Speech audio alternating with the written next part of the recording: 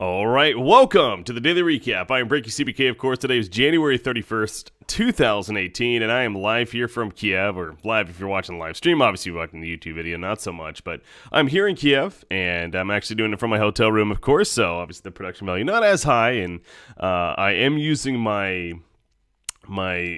hotspot on my phone as my internet connection as well, so the quality, it might be hiccuping a little bit as far as the video goes, so I do apologize there, but apparently the audio should overall be good, and that's what, of course, matters. So with that said, I want to make this as quick as possible because I am using my data here. Yeah, I am Kiev for, of course, the WESG North American and South American main event to determine which teams are going to be going on to the WESG main event, that is, which then has $1 million plus prize pool and everything. So it's a pretty big deal, obviously a pretty fun format. We'll get into that, though, previewing it. First, I wanted to preview the Starladder iLeague Invitational season number 4, and that event that's going to be starting later on tonight even, hopefully, as you're watching this daily recap. So, of course, one of the many minors of the season, the Starladder iLeague Invitational season number 4. It's an 8-team tournament. We got a $300,000 prize pool as well as 300 circuit points on the line. Pretty typical stuff for a minor event. Again, an 8-team tournament. You have the infights where Liquid and Newbie, and then all the qualified teams, including LGD, Mineski, Kingwin, Empire, Complexity, and Infamous being those teams. So that's what we're dealing with. They were split up into the groups. We already talked about the groups. By the way, Infamous actually replaced SG Esports, who I guess withdrew from the event on January 1st. Oh wow, interesting. They actually chose to play in the WESG South American Finals. Okay, so that's why they're playing in the WESG event instead of this one. I guess they figure, more chance for bigger prize pool, which is kind of true in their case. So, all right, so here are the groups, though. We got LGD, Complexity, Liquid, and Infamous in Group A. We have Kingwin, Mineski, Newbie, and Empire in Group B. And, when these groups were announced earlier last week, I made the point, and I still stand by it. I think these groups overall were pretty well done, fairly even as you can make it, at least. It looks like the top 2, of course, move on from each group. It's a pretty straightforward format. I'm not a huge fan of these, as I always suggest, but being a minor tournament, it's fine, I guess. They're running the GSL, so it's a mini double elimination tournament in group stages, and then the top 2 again move on. I assume it's all best of 3 until the grand finals would be my guess, where I believe it should be best of 5. Yeah, it's going to be best of 5 for the grand final. So, as far as my expectations, you have Complexity versus LGD and the Liquid versus Infamous. I'm going to have to go with Liquid and LGD making it out of Group A. Complexity, they did not do the greatest at ESL 1 Genting. They didn't look the best. And LGD, a strong team out of China. Obviously, you got Liquid, the favorite. So, I'm going to have to choose those 2 coming out of the group. We'll see if Complexity can put up a fight. As far as Infamous goes, again, not necessarily expecting a lot out of them when it comes to results in Group A there. In Group B, you got Kingwin, Mineski, Newbie, and Empire. And off the bat, of course, Newbie you have moving on. But honestly, it's going to be interesting between the other 3. Now, a little bit less Empire because they are dealing with that last-minute roster move going into this event. Nyx playing in place of Silent for the team. So with that said, I will lean more towards Mineski and Kingwin, and ultimately, I don't know, that really is tough. Do they both play each other in the first round? They probably do, don't they? Yeah, Kingwin versus Mineski actually kicks it off. I want to say Kingwin. They had pretty good success last time they were in China at the Perfect World Masters that I happened to be a caster at, and then they surprised a lot of people there. Mineski has once again been a little bit of a rocky road. They did okay at ESL 1 Genting, but overall, I'm going to lean towards Kingwin and Newbie being the teams that move on. So obviously you got it kicking off today. I'm guessing we're not going to figure out. Yeah, the group stages will happen throughout these next couple of days, and then the playoffs after that. So it's going to be a 4-day event, I believe, in total, the 1st through the 4th here.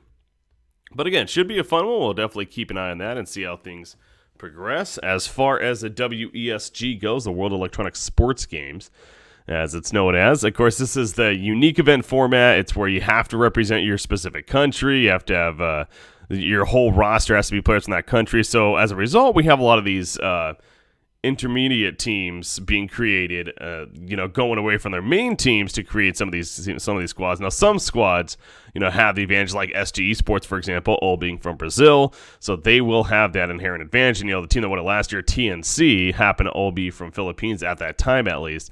That was before 1437 joined the party, but so for the North American region, that's not necessarily the case. It's all pretty much make-do teams. You go through the rosters, though. You got Team USA. You're looking at Ritsu, Ryoya, MSS, Bulba, and Kitrak. That's a pretty solid squad right there. Of course, now 2 players from the new Iceberg squad. You have Ryoya from Immortals. Currently, he actually just joined Immortals. That's something I forgot to mention yesterday. Ryoya and... God, somebody else. Who was the other player that joined Immortals? It was kind of on the back burner. It wasn't really like the biggest news made, so I kind of looked over it. But Ryo and Velo, that's right, Velo from Australia. He's actually formerly a Clutch Gamers. He's now moved on to Immortals to play for them. Anyways, point is, that's known as Team USA. You have Men of Pauses, a couple of solid name players right there, including IX Mike. Blue Pikachu. Again, this is a team that's definitely done some things in the North American scene qualifiers, but overall, I wouldn't expect the most out of them. I will say they have a player named Formless, who is a former Han player, and I'm really excited to see him play. So he plays for Blue Pikachu. You have Play for Fun. It's one of the 2 Canadian teams in the squad. Clairvoyance, probably one of the most known players out of course, a coach for VGJ Storm over there. You have Canada, Team Canada, the one that probably most people are expecting to do very well and arguably have one of the better chances of winning the whole main event, let alone the qualifiers. Aoi, Arteezy, Moon Meander, 1437, and Fly. That's right, yes, Fly. He does actually have a Canadian citizenship as well. As Israel. So he's going to be playing for Team Canada. That is a really strong squad right there. You have Team 2, which apparently is a squad out of Ecuador, which I guess is a Northern South America qualifier team. I actually wasn't even aware of this team until I got to the event here. And I don't know if it was a last-minute update or something, but I found that really interesting. And then Learn to Gank, a team from Mexico, actually. It's kind of fun to see that. A full squad from Mexico. Ifrit, the only really recognizable player. I know he's been around the scene for a while, and I've heard Grant talk about him before, so we'll see how he does for them. But those are the 7 teams, actually, that are going to be playing in the qualifiers here. Now, it only has 6 teams in the standings. I'm not sure why that is, but they're missing Men of Pauses. So unless something happened but it shows Men of Pauses is actually set to play games as well. See, I don't know what the deal is. The point is, I just think it's just a misedit there. But the top 4 teams actually advance on to the main event. And how the format works, it's going to be a best-of-1 group stage format, round robin. Everyone plays each other, best-of-1 format. The top 4 teams then advance on not only to the playoff stage, but, of course, the main event. And then they do play the playoffs out for seeding purposes in terms of where they face off in the main event or how they're looking going into the main event. So that's the North American region. Again, I'm actually here in Kiev to cast this. I'm going to be joined by Grant, Lacoste, and Gareth. Really looking forward to it. I will say it's a little odd how I'm here, and the hours are already fucking with me a little bit. It's I had to take a nap when I got here, and I'm recording this. It's like almost 9 p.m. local time, but it's 2 p.m. back at home. But the thing is, we're going to be casting matches that are actually more appropriate for my North American time. So it's like technically I'm not really changing my schedule, but that means I'm going to be staying up until the early hours in the morning, 5, 6 a.m. in the morning here. And it's kind of weird. So we'll see how I do with that. But anyways, we got South America, quickly going over that, previewing what we're looking at there.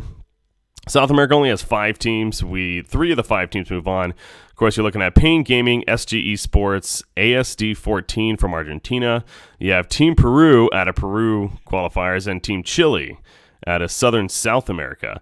Team Peru is one to look out for. You have a couple of players, Van and Smash notably, Z-Tuck as well, if I'm not mistaken. Players that, of course, are banned from official Valve events. This is not an official Valve event, however, being WESG, so they are able to participate, and they are definitely a team I would expect to move on and perhaps do pretty well ultimately in the long run at the main event. So I'm looking forward to them.